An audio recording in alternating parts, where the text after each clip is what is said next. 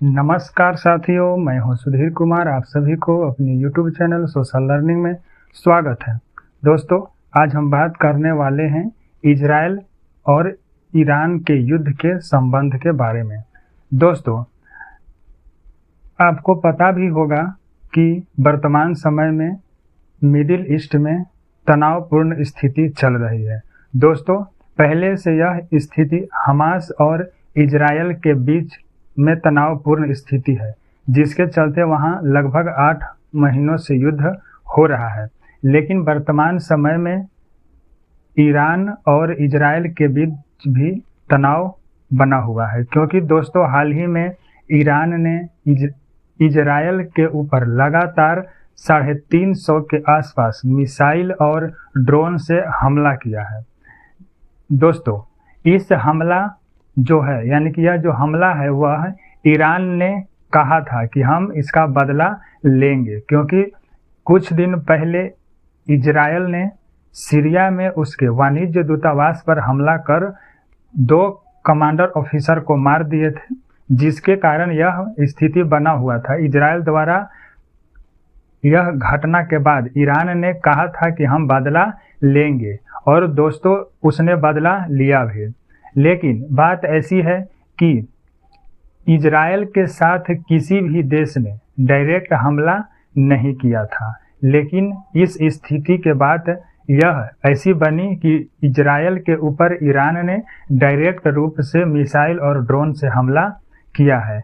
दोस्तों, यह स्थिति बहुत ही खराब स्थिति चल रही है, क्योंकि सभी को यह कयास लगा हुआ है कि यदि किसी देश ने इजराइल के प्रति हमला किया है तो उसका बदला भी इजराइल ने जरूर लेगा, और ऐसी स्थिति बना भी हुआ है। दोस्तों, हाल ही में इजराइल में ऐसा माहौल बना हुआ है कि इजराइल ने किसी भी वक्त ईरान पर हमला कर सकता है। यदि ईरान पर इजराइल द्वारा हमला किया जाता है तो यह स्थिति और भी बिगड़ सकती है, क्योंकि यदि इजराइल ईरान पर हमला करता है तो दोनों देश डायरेक्ट रूप से युद्ध में कूद पड़ेंगे, और यह स्थिति बहुत ही खराब होगी।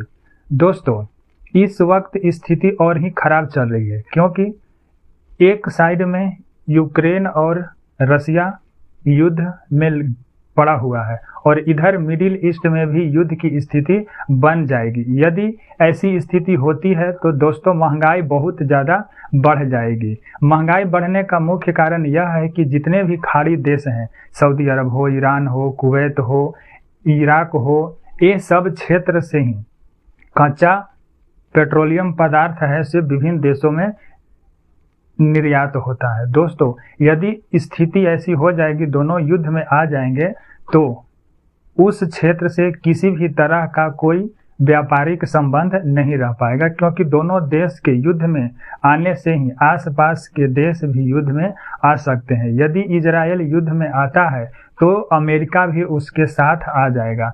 यदि अमेरिका इस युद्ध में आता है तो इसके साथ साथ पश्चिम के देश भी आ जाएंगे, यानी कि जितने यूरोपीय देश हैं, यानी अमेरिका के जितने साथी देश हैं, वह इस युद्ध में किसी न किसी रूप में प्रवेश कर जाएंगे। यदि ऐसी स्थिति होती है तो महंगाई चरम सीमा पर पहुंच जाएगी, क्योंकि रूस और यूक्रेन के युद्ध के कारण ही महंगाई और बढ़ी हुई है।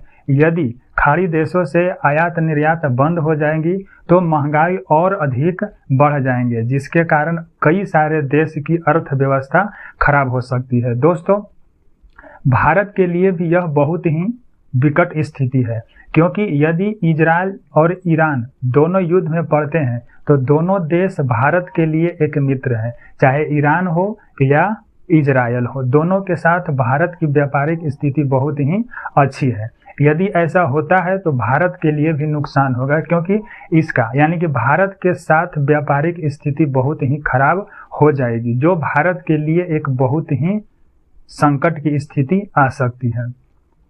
दोस्तों, यदि इजराइल ईरान पर हमला करता है या बदला लेने के लिए कहता है तो यह सैन्य अड्डे होंगे उसको सबसे पहले नुकसान पहुंचाएगा। जितने उसके यानी कि ईरान के जितने सैन्य वस्तुओं रखी होगी जिस क्षेत्र में, वह अपनी खुफिया एजेंसी के द्वारा पता करके सबसे पहले उसी क्षेत्र पर वह मिसाइल अटैक या ड्रोन से अटैक कर सकता है। दोस्तों, यदि इजराइल के ऊपर ईरान फिर से हमला करता है तो निश्चित ही इजराइल है वह पूर्ण रूप से युद्ध के लिए तैयार रहेगा, क्योंकि इजराइल के साथ बहुत सारे ऐसे सैन्य उपकरण है जो उसकी देश के तथा देश के सीमाओं को रक्षा करता है। जैसे आयरन डोम है और इसके साथ ही एरो सिस्टम है, जो बाहर किसी दूसरी देश से यदि मिसाइल या ड्रोन आता है तो उसे वह रास्ते में ही खत्म कर देता है। दोस्तों, जो अभी वर्तमान में ईरान ने इजराइल पर हमला किया था, इजराइल के आंतरिक यानी कि सीमा के अंदर बहुत ही कम ऐसे मिसाइल थे जो अंदर प्रवेश कर पाए थे, अन्यथा सभी मिसाइल को आयरन डोम है और एरो सिस्टम है उसने हवा में नेस्तनाबूद कर दिया। यानी कि इसकी सैन्य उपकरण इतने स्ट्रांग है कि बाहर से कोई भी देश यदि हमला करता है तो वह अपनी सीमा के साथ साथ पूरे क्षेत्र को भी सुरक्षित रख सकता है। लेकिन ईरान भी बहुत सैन्य ताकत के रूप में है, क्योंकि इसके भी बहुत सारे उपकरण ऐसे हैं जो युद्ध में बहुत ही खतरनाक स्थिति आ सकती है। दोस्तों, ऐसा भी कहा जा रहा है कि यदि इजराइल और ईरान के बीच युद्ध होता है तो ईरान ने निश्चित ही परमाणु बम का इस्तेमाल कर सकता है, और यदि ऐसा होता है तो पूरे देश के यानी कि पूरे विश्व के लिए भी खतरा हो सकता है, क्योंकि यह जो समय है वह परमाणु युद्ध के लिए बहुत ही नुकसानदायक है। क्योंकि परमाणु बम से जो रेडिएशन निकलता है उसका प्रकोप कई दशकों तक रहता है, जिसके कारण बहुत ही खराब तरह की बीमारियां उत्पन्न हो सकती है। दोस्तों, इसका जो उपाय है वह एक हमारे विश्व के अंतर्गत संस्था बना हुआ है जिसे हम लोग संयुक्त राष्ट्र संघ कहते हैं। इसकी स्थापना पूरे विश्व के देश मिलकर ऐसा किए थे ताकि जब द्वितीय विश्व युद्ध समाप्त हुआ था उसी के बाद इस संस्था का निर्माण किया गया ताकि पूरे विश्व में हर क्षेत्र शांति और स्थिरता कायम रहे। लेकिन संयुक्त राष्ट्र संघ की बातें अधिकतर ऐसे देश हैं जिसका उसका उल्लंघन कर रहे हैं, जो इस संस्था के विरोधी है। सभी देशों से यह अपील किया जा सकता है कि जितने भी इसके सदस्य हैं वह इसके यानी कि संस्था के नियम का कड़ाई से पालन कर सके ताकि किसी भी तरह से ऐसी स्थिति नहीं बन पाए। दोस्तों,